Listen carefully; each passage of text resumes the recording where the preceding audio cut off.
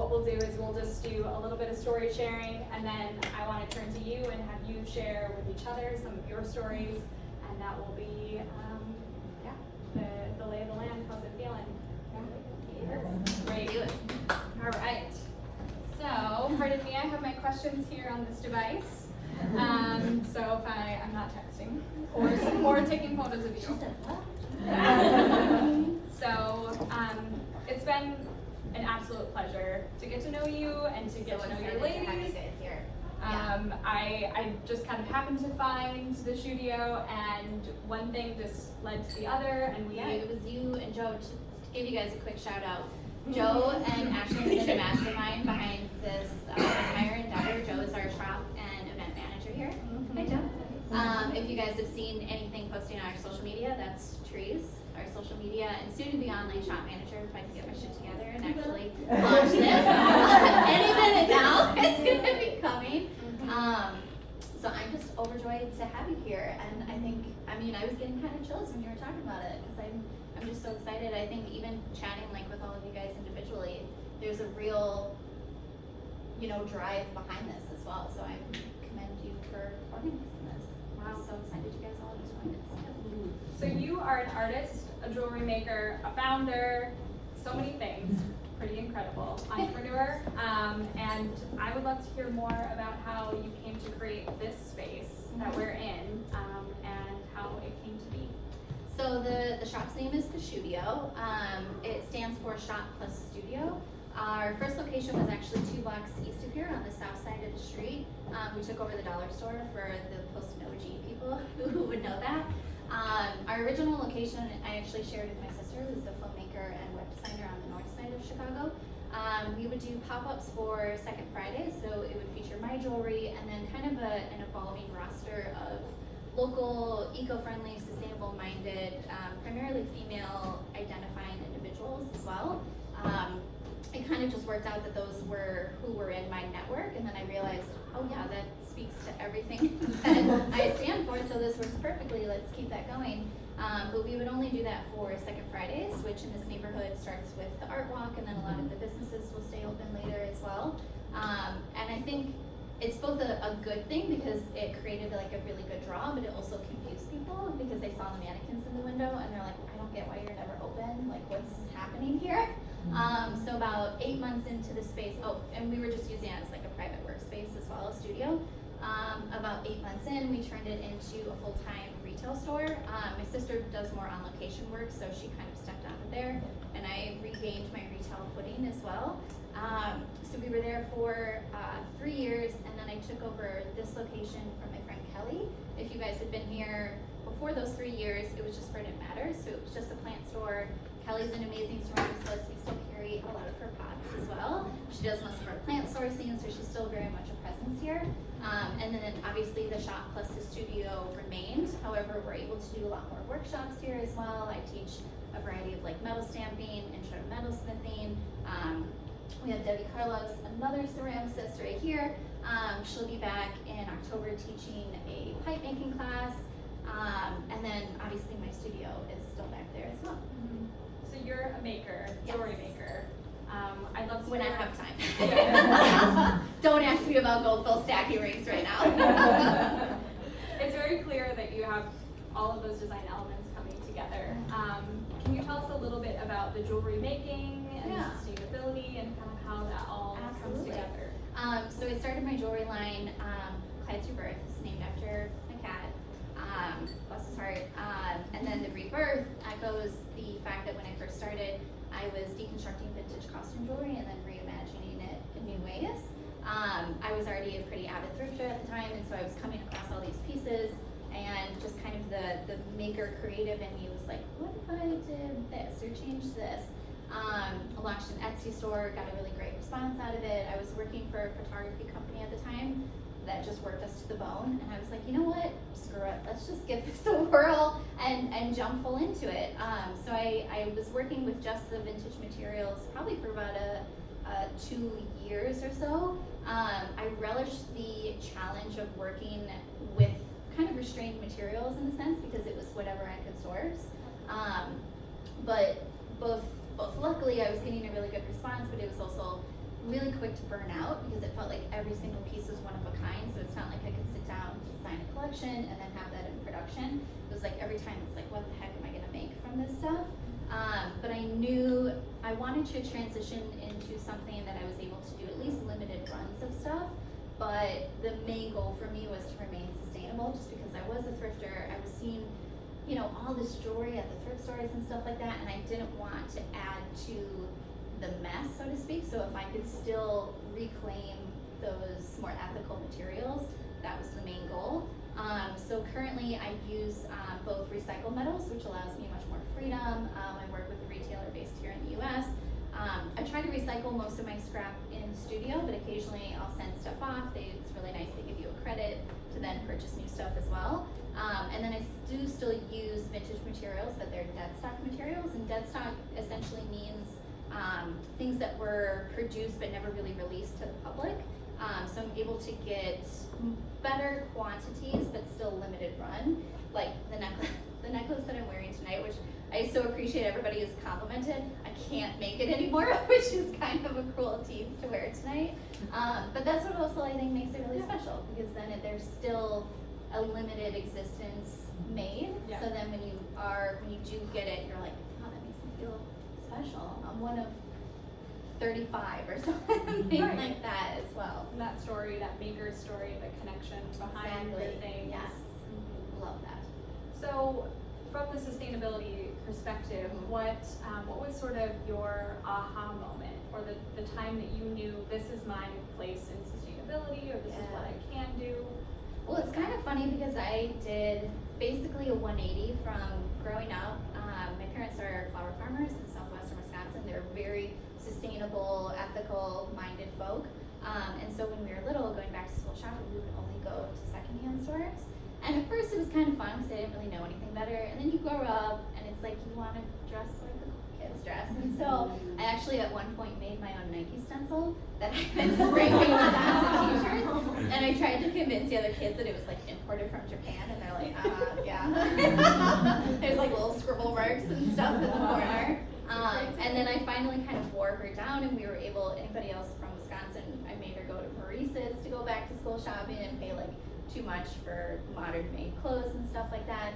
And then it wasn't actually until after college that I started to do much more thrifting. One, it was what was in my price point, it was much more affordable.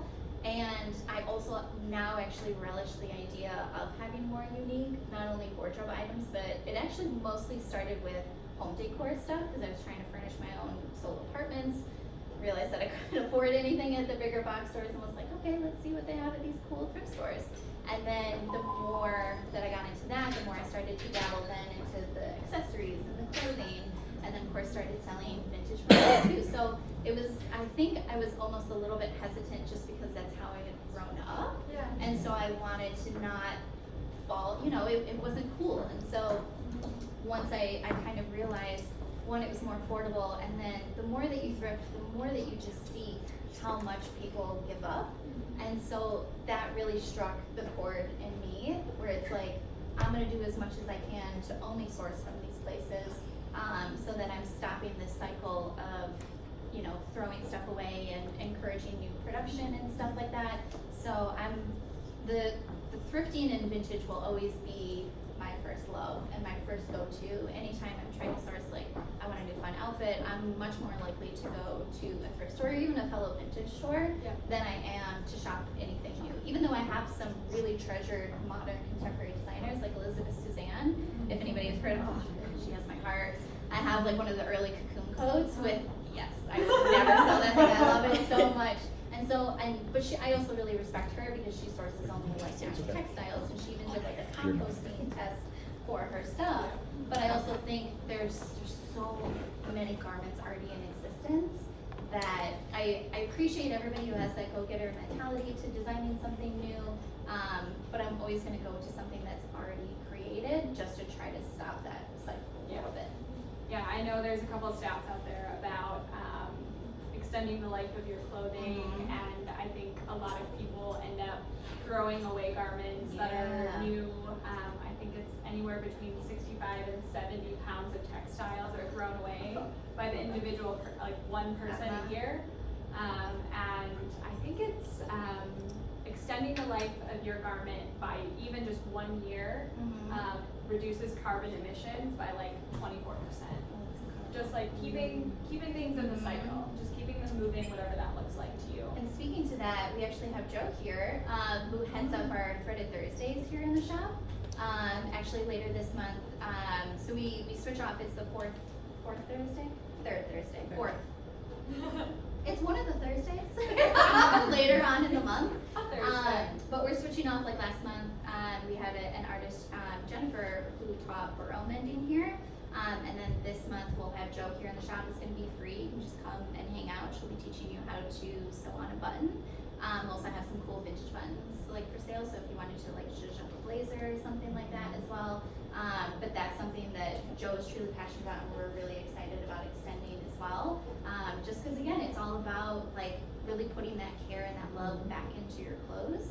Because I think once you start to pay attention and doctor your clothes that have rips or stuff like that, you start to appreciate the craftsmanship, and then you're much more likely to then search that out when you are buying new, whether it's new thrifted, new vintage, whatever. You're going to appreciate that craftsmanship, and it's just going to be this subconscious kind of cycle where you're like, I want to have nice stuff because then I can take care of it, but I know it's going to last longer just on its own than something that's a little bit flimsier or poorer craftsmanship and things like that. So yeah, we're all about.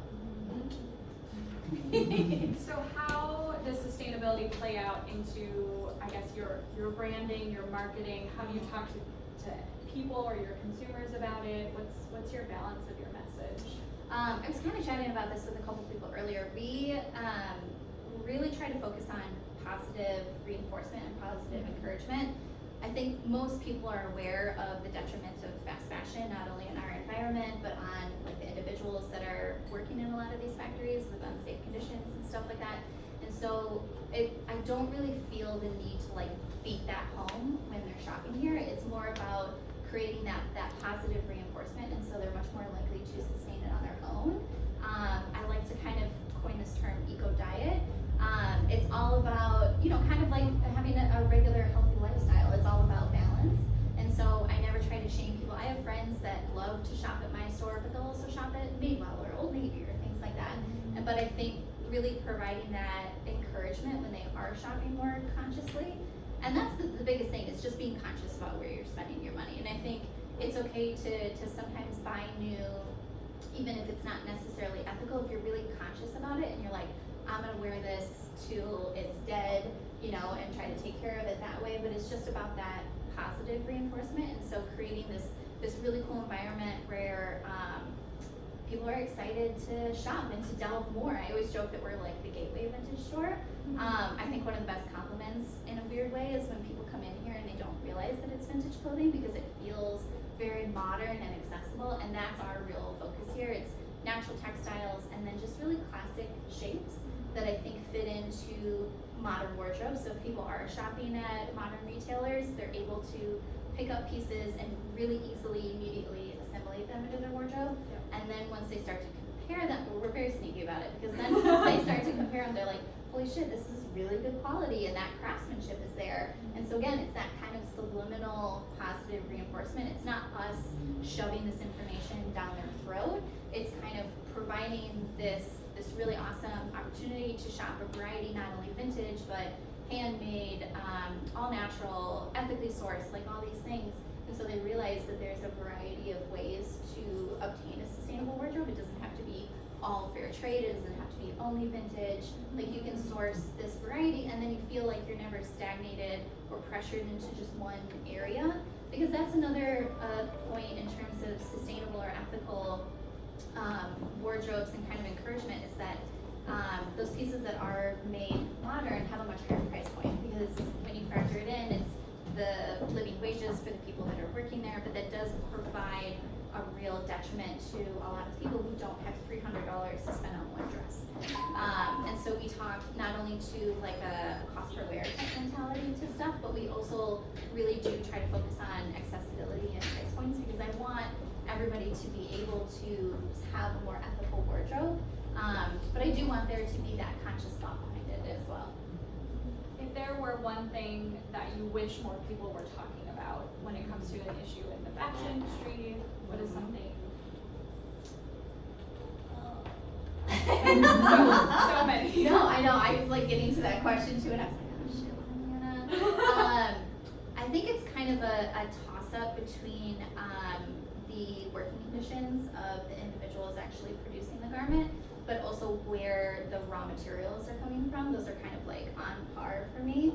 I think a lot of people can kind of get behind that human element of wanting people to not be working in horrid conditions for overly long hours. And so it doesn't always come down to where those original materials are actually being produced from. And again, that's why I love Elizabeth Suzanne, because she is so transparent about the modern textiles that she gets and stuff like that. But I think for a lot of people, it will just say imported. And you're like, oh, that's not a big deal because nobody was actually making that.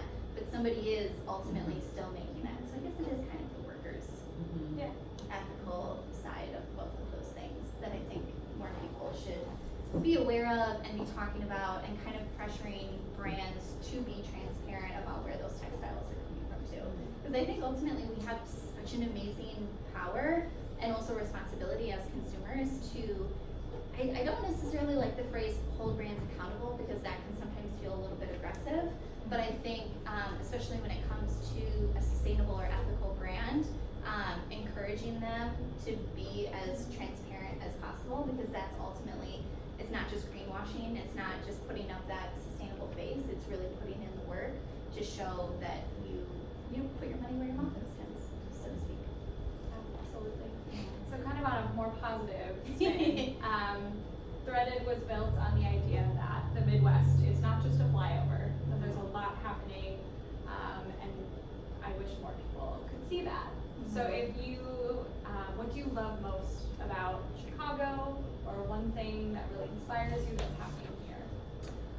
Kind of to what we were talking about earlier, we were referencing like that Midwest sensibility, which I think some people can kind of joke at it and laugh a little bit, but it really is true that I have friends that live on either coast, and the cost of living is higher, you have much more of a competitive nature, and so there's not that collaborative spirit that is just thriving here in Chicago. You have people that are constantly collaborating, not only within the same medium, like fashion designer to fashion designer, but like a printmaker with a fashion designer. Like you just have this real melding of creative forces that are creating really powerful things as well. And I think the beauty of Chicago when it comes to strictly kind of looking at fashion is that we have this beautiful blending of utilitarian and really creative out there fashion as well, because at our hearts we are sensible. We do have brutal winters. We have to be able to survive here. We do a lot of walking as well,